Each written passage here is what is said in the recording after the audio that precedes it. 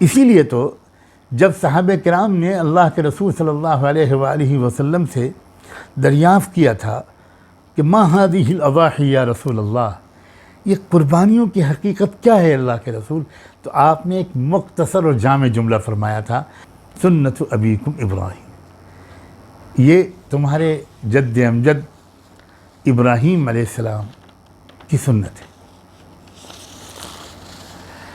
اسی لیے اس قربانی کے دنوں میں کوئی عمل انسان بڑے سے بڑی نیکی کر لے، اللہ کو اتنا پسند نہیں ہے جتنا اس دن اس رسم عاشقی کی ادائیگی قربانی کا عمل پسند ہے۔ بہت اہم بات ہے جو میں یہ بات عرض کر رہا ہوں، اور یہ اپنی طرف سے نہیں عرض کر رہا ہوں۔ ام المومنین سیدہ عائشہ رضی اللہ تعالیٰ عنہا راوی ہیں، حدیث صحیح اور مضبوط حدیث ہے، جس میں یہ فرمایا ہے، اللہ کے رسول صلی اللہ علیہ وسلم نے ان کا یہ ارشاد نقل کیا ام المومنین سیدہ عائشہ نے کہ ما عمل ابن آدم من عمل یوم النحر احب الی اللہ من احراق الدم، قربانی کے دن ابن آدم کا کوئی عمل اللہ کو اتنا محبوب نہیں جتنا قربانی کا عمل۔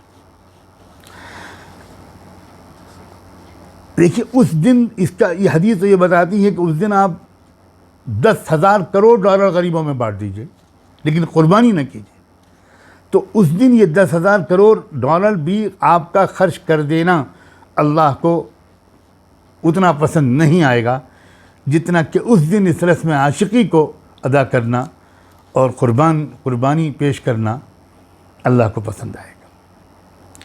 اب یہ ہماری سمجھ میں نہ آئے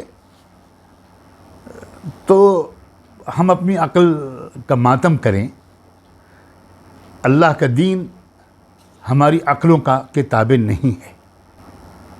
کچھ حضرات ایسی باتیں کرتے ہیں، کہتے ہیں قربانی تو اصل میں صرف حج میں ہوا کرتی تھی۔ کیسی بات ہے؟ قرآن کا ترجمہ پڑھ لیتے ہیں لوگ اور اس کے بعد سارے مسائل کے سلسلے میں اپنی آزادانہ رائے قائم کرنے کا اپنے کو اہل سمجھتے ہیں۔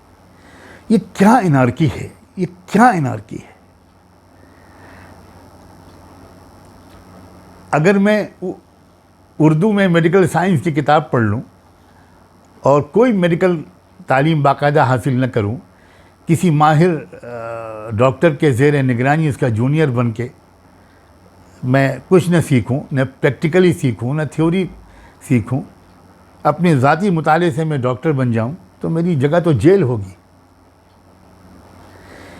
یہ اسلام ہی ایسا مسکین ہے کہ اس کے لیے نہ کسی سند کی ضرورت، نہ اس کے لیے کسی نصاب کا ماہر بننے کی ضرورت، نہ ماہرین کے زیر سایہ قرآن و سنت کو سمجھنے کی کوئی ضرورت، سمجھنے کی کوشش کرنے کی کوئی ضرورت ہے۔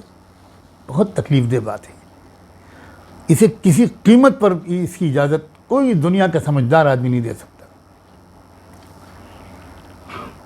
آپ نے فزکس میں پی ایچ ڈی کیا اور آپ وائس چانسلر بن گئے، مگر آپ کورٹ میں پہنچ گئے کہ مجھے بحث کرنی ہے اس کیس میں، آپ کر سکتے ہیں کیا؟ اگر کوئی آپ کو منع کرے گا تو آپ کہیں گے کہ بھئی اس ملک میں مجھ سے بڑا فزکس کا ماہر ہی کوئی نہیں ہے، میری 5 کتابیں ہیں فزکس پر، تو آپ کو میرا خیال میں اسپتال بھیجا جائے گا۔ اگر جیل نہیں بھیجا جائے گا تو اسپتال تو ضرور بھیجا جائے گا۔ اللہ کے رسول صلی اللہ علیہ وسلم کا معمول تھا، 10 سال آپ کا مدینہ میں قیام رہا۔ حدیث میں صاف آتا ہے، اقام رسول اللہ صلی اللہ علیہ وآلہ وسلم بالمدینہ 10 سنین یضحی، ہر سال آپ قربانی دیتے تھے، اور زندگی کہ ایک سال کے عوض آپ نے آخری سال میں قربانی کی۔ عجیب آپ کا ایک جذبات تھے اس عمل کے ساتھ، یہاں تک کہ آپ نے صرف عمل سے نہیں اس کی اہمیت، آپ نے تو یہاں تک ارشاد فرما دیا تھا کہ جس شخص کی حیثیت ہو قربانی کرنے کی اور وہ قربانی نہ کرے، وہ ہرگز عید الاضحیٰ کی نماز پڑھنے کے لیے ہمارے عیدگاہ کے قریب نہ پھٹکے۔ من کان لہ یسار فلم یضحی فلا یقربن مصلانا۔ اتنی اہم بات، اتنی اہم بات اس کی اتنی اہمیت ہے